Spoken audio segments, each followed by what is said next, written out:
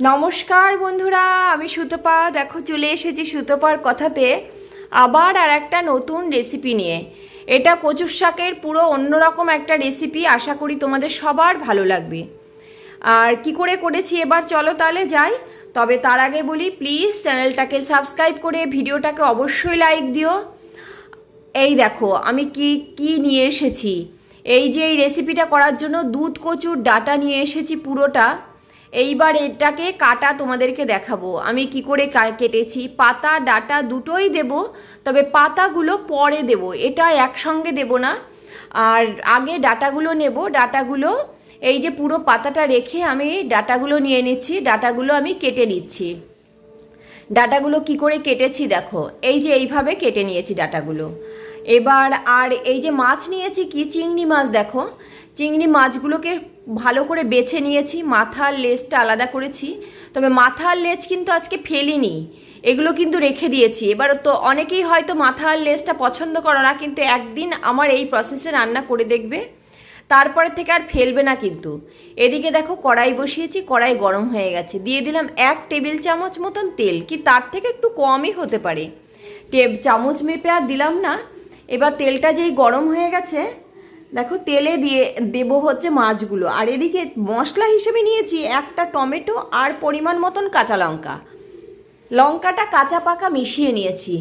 এবার তেলটা দেখো গরম হয়ে গেছে, তেলের মধ্যে দিয়ে দিলাম মাছগুলো। মাছে কিন্তু আমি লবণ হলুদ মাখিয়ে দিলাম না।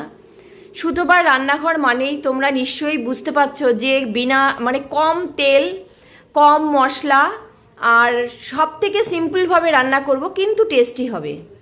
এবার সেই দিকে তাকিয়ে ওই যে মাছে যে আলাদা করে লবণ হলুদ মাখাবো, সেটাও একটা কাজ, তাহলে কাজটা কমে গেল। সেই সব মিলিয়ে এই যে এই প্রসেসে করেছি। দেখো তেলের মধ্যে দিয়ে দিলাম মাছগুলো। মাছের মধ্যে এবার একটু লবণ আর একটু হলুদ দেব, দিয়ে নাড়াচাড়া করব। নাড়াচাড়া করলে দেখবে চিংড়ি মাছ কিন্তু বেশি ভাজতে হয় না কখনোই। চিংড়ি মাছ বেশি ভাজলে মাছটা শক্ত হয়ে যায়। নাড়াচাড়া করেই যেই দেখবো মাছের জল গলা কেবল শুরু হয়েছে, চিংড়ি মাছ একটা জল গলে সবাই জানো। এবার তখন এই যে টমেটো আর কাঁচা লঙ্কাটা আমি পেস্ট করে রেখে দিয়েছি। পেস্ট বলতে জল দেইনি কিন্তু, এবার জল ছাড়া মিক্সিতে যতটা হয়েছে। এইবার এই যে মাছটা যেই জল গলা শুরু হবে, সঙ্গে সঙ্গে কচুর শাকগুলো আমি দিয়ে দিলাম। কচুর যে ডাটাগুলো, শাক বলতে ডাটাগুলো দিয়ে দিলাম। দিয়ে এবার একটু নেড়ে চেড়ে নিয়ে এর মধ্যে দিয়ে দিলাম টমেটো আর যে কাঁচা লঙ্কার পেস্ট যেটা, সেটা এইবার দিয়ে এগুলোকে আমি ভালো করে নেড়ে চেড়ে নিচ্ছি। নেড়ে চেড়ে নিয়ে এর মধ্যে কচুর শাকের মধ্যে আপাতত আর কিচ্ছু দিচ্ছি না, শুধু একটু লবণ দেব। দেখো লবণ নিয়ে আসছি, আগে এটাকে খুব ভালো করে মিশিয়ে নিলাম। এই যে লবণ দিয়েছি, মিশিয়ে নিয়ে তারপরে কিন্তু লবণ দিচ্ছি। এই প্রসেসে একদিন রান্না করে খেয়ে দেখবে, একদম মশলা থাকে না, আর সব থেকে কম তেল। তেল মশলা ছাড়া কচুর শাক চিংড়ি মাছ দিয়ে এটা না করে খেলে বুঝবে না। আর এই যে দেখো যে মাথা লেজগুলো রেখেছিলাম, সেইগুলো মিক্সির জারের মধ্যে নিয়ে নিচ্ছি। অবশ্যই কিন্তু এগুলো খুব ভালো করে পরিষ্কার করে নিয়েছি। আর চিংড়ি মাছের পিঠে দেখবে একটা নোংরা থাকে শিরা মতন, শিরা পুরোটা, সেইটা কিন্তু আমি কাঁচি দিয়ে পুরো কেটে পরিষ্কার করে বের করে দিয়েছি। একটু নোংরা নেই, পুরো পরিষ্কার করে নিয়ে ভালো করে ধুয়ে নিয়েছি, নিয়ে রেখেছি। এই যে মাথার লেজগুলো এবার মিক্সির জারে এটাকে পুরো পেস্ট করে নিয়ে আসবো। অবশ্যই একটু জল দেবো এর মধ্যে, কেন জল দিলে ভালো পেস্ট হবে।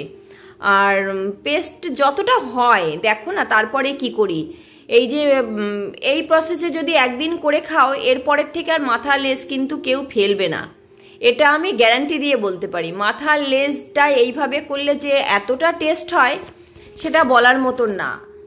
একদিন একটু আমার এই প্রসেসে করবে, করে খাবে, তারপরে কিন্তু আমাকে যেখানেই হোক আমাকে কমেন্টস করে বলো যে রেসিপিটা কেমন হয়েছে। অবশ্যই কমেন্টস করো। এবার এই দেখো পেস্ট করে নিয়ে এসে দেখো ছাঁকনির মধ্যে দিয়ে দিলাম।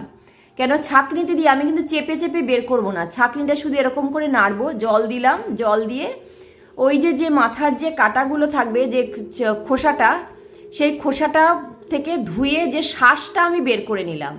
খোসাটা কিন্তু ছাঁকনির মধ্যে থেকে গেল। এবার আমি যদি হাত দিয়ে চাপি, তাহলে দেখবে কিছুটা যে খোসাগুলো একটু ছোট ছোট দানা দানা ছোট হয়ে গেছে ছাঁকনি দিয়ে বেরোনো, সেগুলো বেরিয়ে যাবে। সেই সুযোগ আমি দিলাম না, ওটাকে আমি ওই নেড়েই ছাঁকনি দিয়ে ওরা যেমনভাবে নেড়েছে সেরমভাবে নেড়ে ঝোলটাকে বের করে নিয়েছি।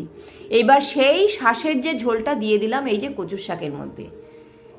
এইবার দেখো, এবার হচ্ছে পরে কচুর যে পাতাগুলো সেগুলোকে আমি খুব ছোট করে কাটতে হবে। এই ফাঁকে আমি এবার কেটে নেব। পাতাটা আমি আগে কিন্তু দেইনি, আর পাতাটা কেন আগে দেইনি, এই যে আগে দিলে যে মিশে যেত, সেটা থেকে এখন যে পরে যেটা দেব সেটা দেখতেও ভালো লাগবে, সেই কারণে আমি দেইনি। আর সে দেখতেও ভালো লাগবে, খেতেও ভালো লাগে খাওয়ার সময়। এইবার দেখো ঝোলটা দিয়ে নাড়াচাড়া দিয়ে এবার ঢাকা দিয়ে দিলাম। ঢাকা দিয়ে এইবার এই ঢাকনাটা খুলে দিয়েছি। খুলে দিয়ে এই কচুর ডাঁটাগুলো যেই দেখেছি হালকা নরম নরম হয়ে এসেছে, এইবার পাতাগুলো দিয়ে দিলাম। এগুলো পাতাগুলো দিয়ে, পাতাগুলো কেমন করে কেটেছি দেখতে পাচ্ছ, যতটা ছোট করে পেরেছি কেটে দিয়েছি। মানে ছুরি দিয়ে কাটা তো যতটা ছোট হয়েছে আর কি। সে বলছি যে বলে যে একদম ছোট করতে হবে তা কিন্তু করতে হবে না। এইবার সব শুদ্ধ মেশাবো, পুরো ভালো করে মিশিয়ে দেব। এই দেখো কেমন করে মেশাচ্ছি। পুরো বিনা মশলায় চিংড়ি দিয়ে কচুর শাক দিয়ে যে এতটা টেস্ট হয় এটা বলার মতন নয়। এই নেড়ে চেড়ে মিশিয়ে নিয়ে এটাকে ঢাকা দিয়ে রাখলাম। মানে আমি একটু বেশি বেশি বলে ফেলছি, এবার বেশি বলছি না কি সেটা তোমরা রেসিপিটা ঘরে করলে বুঝতে পারবে। এই দেখো ঢাকা দিয়ে নিয়ে ঢাকবো আর নাড়বো এরকম করে, আর ঢাকার মনে হয় প্রয়োজন পড়বে না আমার। এইবার এই দেখো দেখতে কেমন হয়েছে দেখেছো? এই যে বললাম না পরে দেওয়ার কারণ দেখতেও একটা ব্যাপার। এই যে সবুজ সবুজ পাতাগুলো এরকম সবুজই থাকবে, আর দেখতেও বেশ সুন্দর, খেতে তো অটোমেটিক ভালো, খাওয়ার ভালোর কোনো তুলনা হবে না। এই যে দেখো পুরোটাই আমার হয়ে এসেছে, খুব বেশিক্ষণ আর নেই। এটা কিন্তু এরকম হালকা ঝোলঝোলই নামাবো। ওই যে যেটুকুনি জল দিয়েছি ওইটুকুই, আর কচুর ডাঁটা থেকে তো কিছুটা জল গলেছে, ওই জল গলে সব মিলিয়ে সিদ্ধ হয়ে গেছে। মাঝখানে কিছুটা আমি একটু গ্যাস কমিয়ে দিয়েছিলাম যখন প্রথম ঢাকা দিলাম তখন। এটা কমপ্লিট, এটাকে এবার নামিয়ে নেব আমি। এই যে দেখো নামিয়ে নিয়েছি। আর কি, সবাই ভালো থেকো আর রেসিপিটা ট্রাই করো, আমাকে কমেন্টস করে জানিও। আর কি, টাটা, বাই বাই।